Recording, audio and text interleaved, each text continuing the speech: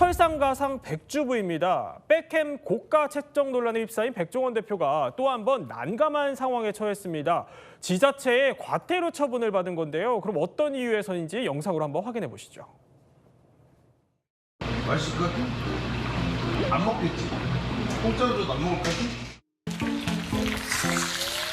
이게 누르면 똑같이 다 튀겨질 것 같지만 위치에 따라서 바싹 튀겨지는 데가 있고 덜 튀겨지는 데가 있어.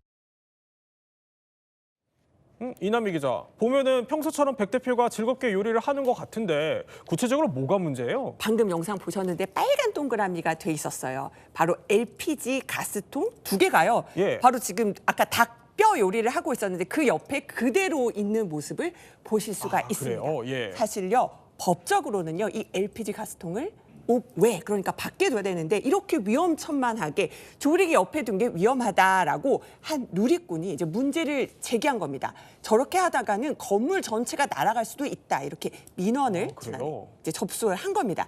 여기에 대해서 이 곳이요, 지금 그 더번코리아 이제 조리장, 그 개발원 조리 강의장이 있던 곳인데 이곳이 바로 이제 충남 예산군에 있습니다. 네. 이게 문제 제기가 됐고 결국은 이 예산군에서 그래서 과태료 100만 원을 부과하겠다 이렇게 결정을 내린 겁니다. 예. 영상 보면은 어쨌든 고압가스통 옆에 튀김 요리를 하는 거고 좀 굉장히 더 가까워 보이긴 합니다. 현행법에 구체적으로 규정이 있는 겁니까? 네, 그렇습니다. 방금 이제 기자님이 말씀을 해주신 것처럼 액화가스법 관련 규정에서 이 점에 대해서 규정을 두고 있습니다.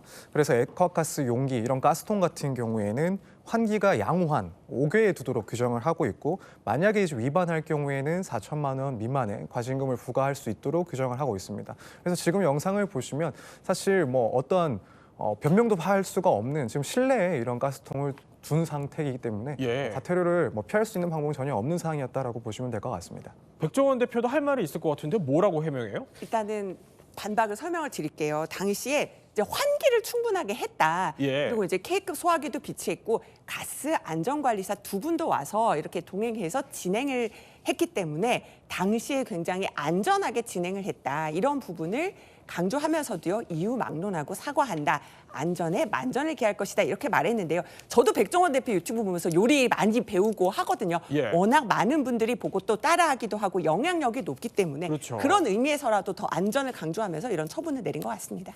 자, 실내에 LP 가스통 두는 거 위반인 점 시청자 여러분들도 다시 한번 좀 기억을 하시면 좋을 것 같습니다. 그런데 이렇게 실내에 LP 가스통을 두고 쓰다가 이게 사실 사고로 이어질 수 있다는 게 더 큰 문제잖아요. 근데 제가 기억나는 것만 해도 대전 상가에서 폭발 사고가 있지 않았었나요? 맞아요. 이런 사고들 때문에 이렇게 과태료를 물게 되는 건데요. 바로 2023년 12월에 한 대전에서 엄청난 폭발 아이고. 사고가 발생했는데요.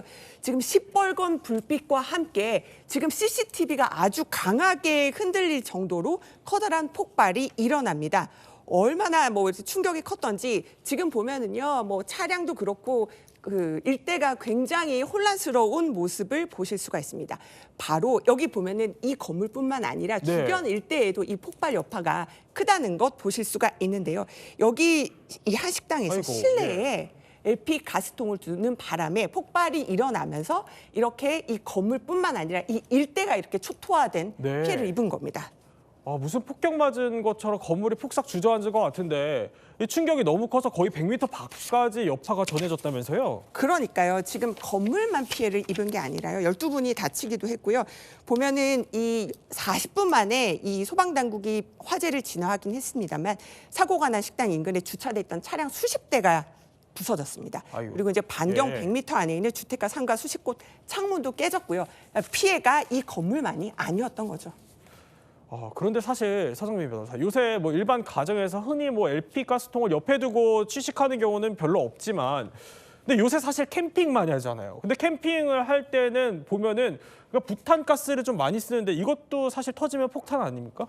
네, 그렇습니다. 말씀하신 것처럼 이제 캠핑을 즐기는 사람들도 많고 그래서 예. 부탄가스를 조리용으로 쓰는 경우도 많은데 사실 뭐 기술이 많이 발달을 해서 용법대로만 사용을 한다면 화재나 폭발 위험이 없다라고 하지만 문제는 이제 그렇지 않을 경우에는 분명히 크고 작은 사고들이 발생할 수가 있습니다. 예. 저도 조금 찾아보니까 한 2개월 전, 그러니까 2024년 12월경에 양평의 한 그런 캠핑장에서 이 부탄가스가 폭발한 것으로 추정되는 이제 화재가 발생을 했고 그로 그렇군요. 인해서 또 4명이 다치는 그런 그런 사고가 발생을 했습니다. 그리고 사안을 봤을 때는 이 난로 주변에다가 부탄가스를 놓아두는 바람에 결국에는 폭발이 발생한 것으로 알려져 있습니다. 그래서 뭐 최근에 이런 크고 작은 화재들이 워낙 많이 발생하고 있는 상황이다 보니까 이런 연료들을 사용할 때는 최대한 용법에 맞게 그리고 안전 수칙을 지켜서 사용을 해야 될 거라고 생각이 됩니다. 네, 여기까지 오늘 이야기 한번 핵심만 살펴봤습니다.